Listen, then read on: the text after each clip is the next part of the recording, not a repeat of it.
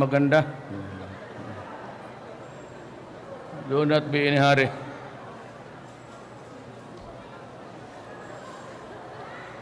Executive Secretary Salvador Mijaldia, Lieutenant General Ricardo Bisaya,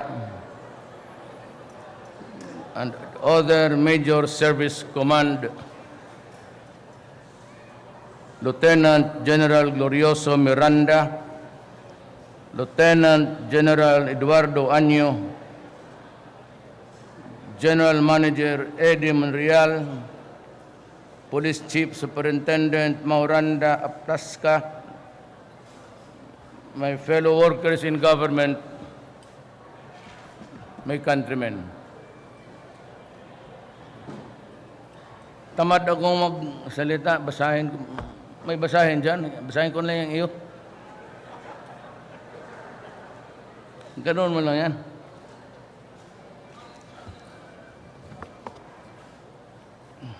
Upon the invitation of His Excellency President Chan Day-Quan, I am leaving for Hanoi for a 2-day official visit to the Socialist Republic of Vietnam. For the past 40 years, the Philippines and Vietnam have fostered a strong relationship built on a common desire towards achieving greater peace and prosperity anchored on the basic tenets of sovereign equality, non-interference, and peaceful settlement of disputes. On this introductory visit to Hanoi, I look forward to renewing the ties of friendship between the Philippines and Vietnam and affirm the commitment to work closer to achieve shared goals for our countries and peoples. I look forward to exchange views and explore opportunities further significantly improving our economic bilateral cooperation, including stronger partnership in economic, agriculture, defense, and maritime operation. We will seek to identify emerging areas of partnership, particularly in the fields of maritime security and law enforcement.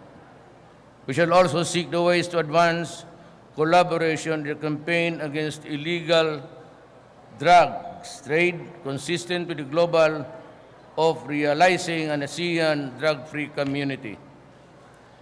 We will work with Vietnam and the rest of the ASEAN in suppressing the proliferation of illegal drugs for us to secure a better future for our generations and the generations to come. As maritime nations with rapidly developing economies, we acknowledge the convergence of our strategic interests, broadening cooperation and collaboration between the Philippines and Vietnam, and solidifying our strategic partnership to further strengthen our countries in the regions which we belong to. The visit is significant in that it takes place as the Philippines and Vietnam commemorate 40 years of diplomatic relations, as both countries prepare to take leadership in the roles of the region in 2017. The Philippines, as it chairs the ASEAN, and Vietnam, as it chairs APEC. I shall endeavor to work closely with my counterparts in Vietnam in order to fully realize the objectives we share. Upon my return, I will report on the accomplishment of what may we gain, particularly in the key bilateral issues impacting our relations. I am confident that as we build on the outcomes of this visit, the relations between the Philippines and Vietnam will become even more stronger, pursued as it has to be, with mutual respect, closer cooperation, and deeper understanding. Maraming salamat po. would you allow, you will not allow questions? No more?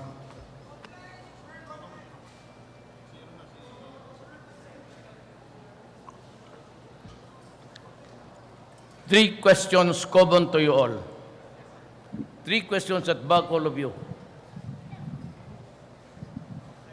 President Duterte, Zen Hernandez po, ABS-CBN. Your reaction lang to a press con by Senator De Lima saying that there are forces, elements around you who are taking advantage of your, well, anger or hatred sa kanya dahil po sa 2009 investigation of EJK. Look, she was the chairperson of the Human Rights for many years. She was the Secretary of Justice for many years. She has been a senator for a time now. In all of these events in her life, she talked about me harping on extrajudicial killing. And yet, to that date, no case is filed. I was investigated once by the rapport, Philip Alston, and she was to have me investigated again by the UN through a new. Ako yung in the opinion, tapos ako po, you know, I'd like to, in all sincerity, as a human being, I think, honestly, I'm not trying to derogate her. She's a lawyer. She's bright. I think she's breaking down. I would suggest that she takes days off, then maybe, you know, I am afraid that I said, if she continues yakking there and listening to, she will have a nervous breakdown. Sir, she dared the government to arrest her if you have evidence. Anong gawin ko sa kanya? I-recommend ko siya sa, anong, Viva Films o yung sa ABS-CBN? Kahapon lamang. Joseph. Actually, except for itong drugs linking her sa, I think the most serious charge against her is the portals of the national government has been opened by her election as senator because of the drug money. We are now in narco-politics. Kayong lahat, huwag ninyong bulahin sarili nyo. 92% of the total barangays in the Philippines are affected with drugs. There are 11,000 mga pulis. Wag, hindi ikaw. Pulis yan eh. And about 16,000 barangay captains. That is why I am not in favor of calling an election now. Drug money will flow down to the basic unit, the barangays, and it will strengthen the hold of narco politics now existing in our country. It behoves upon me to tell you what is the truth and prevent something catastrophic in the future. 4 million drug addicts, I said, is no joke. My God. Yes, sir. Joseph Morong of GMA. Sir, good afternoon po. Sir, yung kahapon, may apology tayo dun sa tatlo na tao. Sir, does it not put to question yung credibility ng ibang mga drug list natin? No, I don't. Because kasi yung magkasama eh. So if you are together, but you know the law, mere presence of someone else's crime does not make you a criminal too. Mere passive presence of another person's crime cannot make you a criminal. That is the rule. Now, sa lahat, from police to military, merong isang, suddenly it's a bold underscored, then it becomes thin. Then hindi ko mahanap ang koneksyon. Now, I said it is my duty to tell the nation what's happening. But it is also my duty that if I commit wrong, I should apologize. That is the way to go in this world. So I am again, for the third time and the last time, I am offering my apology to Governor Espino, si Season, kasi hindi talaga clear. But, yung baraan na yon, Undersecretary, kasama yon doon sa matrix. Kasama yon, sigurado ako. Yung kapatid niyang si Baraan pababa, this guy was already dismissed from government service. Why? Because convicted na siya for smuggling of our metallic black sand. Si Espino, it has nothing to do with drugs, but he's also facing a charge in the Sandigan, same, smuggling of black sand. Metallic yan eh. Pero kung may kaso pa, wala na. Pero yung sa drugs, hindi ko talaga makita yung linya. And as a lawyer, when you make public a certain wrong against a person, you'd have effectively destroyed his reputation. So kaya, fair is fair. Wala naman akong kung nagkamali ako.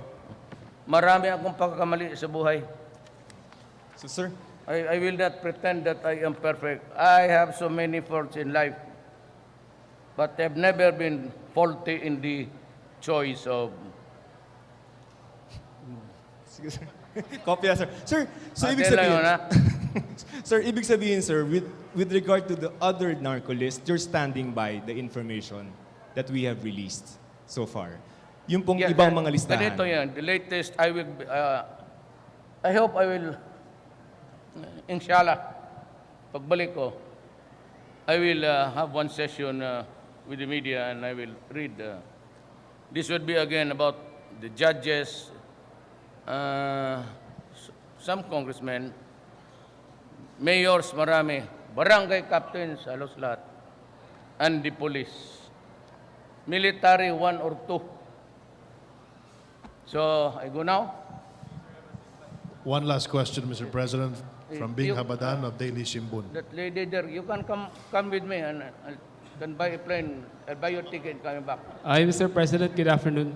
I'm Pingabanan from the Daily Manila Shimbun. Sir, Senator De Lima was asking if may gusto daw po ba kayo sa kanya? Ano? Ulit mo? She was asking, sir, kung may gusto daw po ba kayo sa kanya? Sus mo.